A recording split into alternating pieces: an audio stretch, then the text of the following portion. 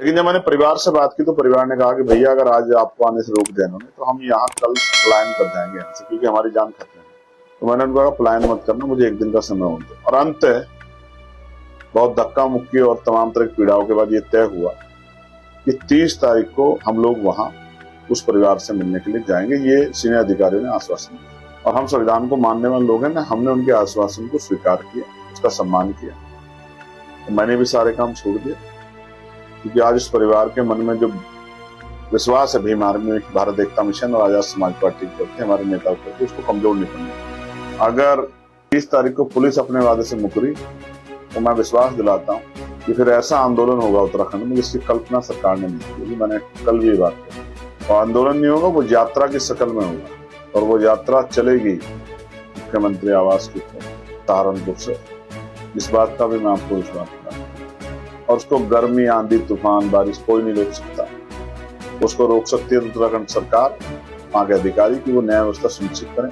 और paramilitary force का मैं एक बड़ा समर्थक हूँ, चाहे उनको शहीद का दर्जा मिले जो नहीं मिल रहा है, चाहे उनको पुरानी पेंशन का लाभ मिले या उस तरह का सम्मान मिले, मैं इसका बड़ा समर्थक हूँ, क्योंकि मैं पैरामिलिट्री फोर्स के काम को देखता हूँ।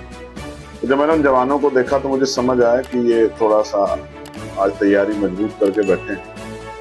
फिर भी हमने उनसे हाथ जोड़ जोड़ के आग्रह किया, और किस तरह का सलूक किया गया मैं उस पर नहीं जाना चाहता। मैं तो मानव काशीराम साहब को नेता मानता हूं, तो वो कहते थे कि अगर समाज की लड़ाई लड़ने जाओगे, मिशन का काम करने जाओगे, 3 चीजों के लिए तैयार होकर जाना: आरोप, अपमान और नुकसान। आरोप भी लगेंगे, दुश्मन भी लगाएगा, और जो चमचे टाइप नेता तैयार हुए दूसरी पार्टियों में सिर्फ आपके नेताओं को उनके प्रति या आपके आंदोलन के प्रति झूठ फैलाने के लिए, अपने नेताओं को खुश करने के लिए, इस तरह के आरोपों का सामना उनसे भी करना पड़ेगा। इनके लिए ही मान्यवर काशीराम साहब ने चमचा युग जैसी किताब लिखी। आप पढ़ोगे तो आपको अच्छा लगेगा, पता लगेगा कि अगर ये सारे दल अच्छे हो तो बाबा साहब अम्बेडकर अपना दल क्यों बनाते। स्वतंत्र लेबर पार्टी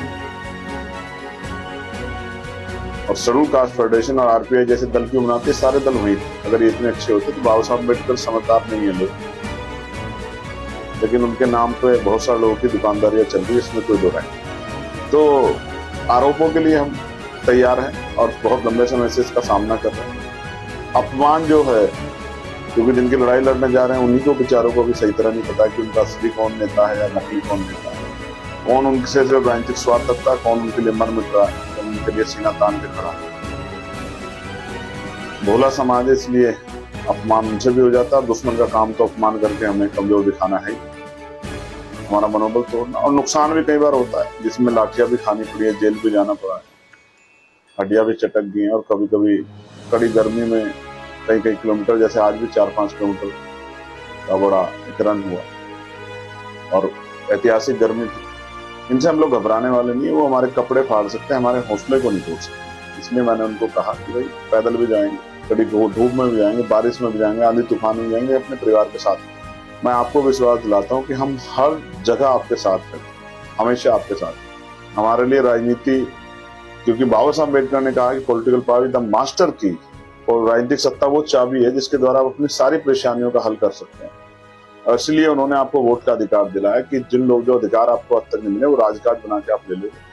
लेकिन मैं फिर कहता हूँ कि राजनीतिक से ज्यादा सामाजिक आदमी, मुझे अपने लोगों के साथ जब अन्याय होता है, बहुजन समाज के साथ, मुझे दर्द होता है। और मैं दर्द पे कई बार इस तरह की हदें पार कर जाता हूँ जो सुरक्षा के मानक पे भी और वैसे भी मेरे लिए ठीक नहीं है, स्वास्थ्य के लिए भी। लेकिन फिर भी मैं इस दर्द के सामने रोक नहीं पाता खुद को। ये मेरी शक्ति भी है, मेरी कमजोरी भी आप इसको कह सकते हैं। लेकिन मैं राजनीतिक सत्ता इसलिए तैयार करना चाहता हूँ, अपने हाथों में चाहता हूँ, जिससे कि इस तरह का अन्याय कभी होना। सोचो अगर आज राजनीतिक सत्ता हमारे हाथ में होती, उत्तराखंड में हमारे 4-5-6 एमएलए भी होते, तो आज विधानसभा जब चलती तो हम उसको चलने नहीं देते किसी कीमत पे, जब तक इस तरह का अन्याय बने। और जवाब मांगते मुख्यमंत्री उसके सामने खड़े होते हैं, आंख से आंख मिला के हमारे। और उससे अलग भी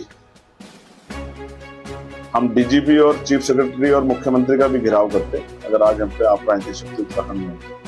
लेकिन अगर राजनीतिक शक्ति, राजनीतिक सत्ता की चाबी हमारे हाथ में होती तो आज वो डीएम और एसएसपी दोनों सस्पेंड होके घर बैठे होते। वो एसएचओ, वो पूरा थाना, सीओ, इनके होते वहां इस तरह की पंचायतें हो रही हैं और हमारे लोगों को डराया धमकाया जा रहा है और 100 टुकड़े करने की बात की जा रही है, जब भय का माहौल बनाया जा रहा है। उनमें से एक अधिकारी कुर्सी पर नहीं होता। मैं आपको वचन दे के कहता हूँ इस बात को, अगर आज हमारे हाथ में उनको पता लगता किस तरह से अपराधियों का साथ दिया जाता है। अब सोचो क्या बीती होगी इस पर जिसके गुप्तांग में कील ठोक दी गई, जैसा परिवार ने बताया, उसको जिसके हाथ में कील ठोक दी गई, जिसके पैर में कील ठोक दी गई, कितने दर्द से सताया गया हो, किस तरह मारा गया हो उस बच्चे को, किस तरह उसके पूरे बदन पे चोट के निशान थे, किस तरह तड़पाया गया होगा। एक भाई होने के नाते मेरा दिल कहता है कि उसके न्याय की लड़ाई को और तक ताकत से लड़नी चाहिए।